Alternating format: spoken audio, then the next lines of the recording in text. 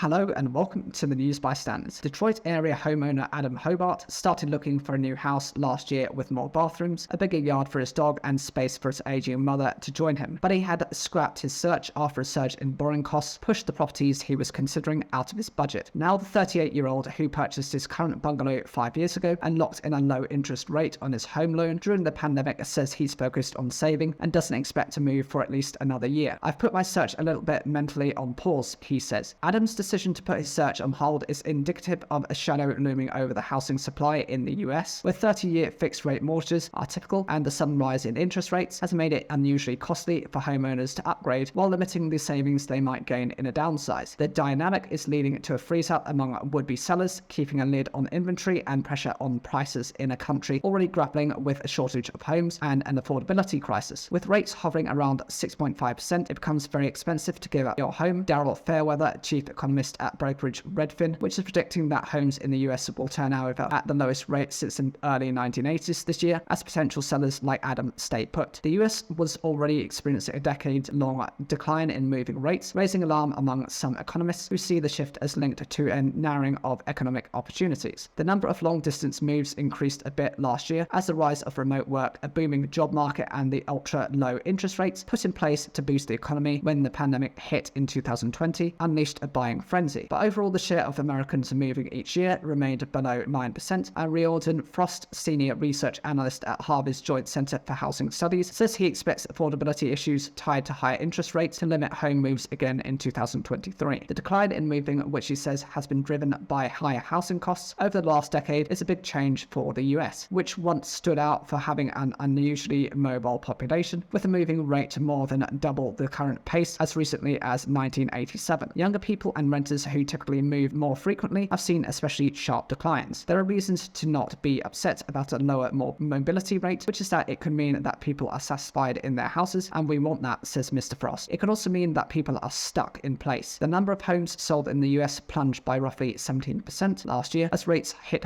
their highest levels in 15 years, adding hundreds of dollars to the typical monthly mortgage payment and knocking out an estimated fifth of buyers, according to the National Association of Realtors. Despite the drop in demand, prices still rose nearly 10% as supplies remained tight. For what will happen next as the critical spring selling season starts vary widely. The median price of homes sold in February dipped 0.2% compared with a year earlier, the first such decline in more than a decade. Some analysts expect prices to continue to slide, with at least one predicting a fall of as much as 15% this year. But though some cities are seeing drops, the US overall have so far avoided the bigger falls seen in some other countries as inventory remains near historic lows. In Canada, for example, prices in February were down 19% year on year, while in Australia they have dropped almost 8%. In the UK, the average price of homes sold in March fell 3% compared with 2022, according to the Nationwide. Even though demand was cooled, we still see there are not enough homes, said Nadia Evangelou, senior economist at the National Association of Realtors, which predicts prices will dip a modest 1.6% this year, despite mortgage rates hovering near 6.5%, roughly double what they were at the start of 2022. Overall, prices jumped 42% nationally from 2019 to 2022, which means few long-time owners are facing a loss if they sell. But the number of homes being put on the market has dropped sharply. Seasonally adjusted figures from Redfin show that there were just under 465,000 new listings nationally in February, the lowest level in more than a decade, except for the height of pandemic lockdowns in 2020. Buyers are jumping back in the fray as the new normal of rates are setting in. Homeowners who would typically sell their home, however, have the golden handcuffs of yesterday's rates, making it much more attractive to stay put, says Rachel Mekmadagic, owner of Windermere Real Estate's office on Mercer Island in the Seattle region. Seattle has seen one of the largest drop-offs in homes for sale, with the number of new listings falling more than 40% in February compared with a year earlier. Seattle renter Ryan Boyle and his wife have been looking for a home to start a family for more than a year. At the start, they faced stiff competition and staggering prices. Though the frenzy appears to have subsided, he says properties that meet their needs and are within their budget remain few and far between. My wife spends 4 hours a day looking at houses. We've seen every listing and we're constantly watching the market, the 31-year-old says. If we find a place that is priced correctly, especially based on the interest rates, then we move on something. But I haven't felt that there's a ton on inventory. First-time buyers accounted for just 26% of home sales last year, the lowest number since the National Association of Realtors started tracking the figure. Adam Hobart says he feels lucky he got in the door before it closed and sympathizes with the hurdles faced by buyers trying to come after him, but he sees no easy fix to their problems. If he does find a place, Adam says the monthly costs of his current home are low enough, about $900, but he hopes he can hold onto it as a rental. Eventually, since I've got this low interest mortgage, I can foresee paying that off, and that turns into a part of a future retirement plan. He says, I'm like, shoot, am I part of the problem? But also, to some degree, you have to look after yourself.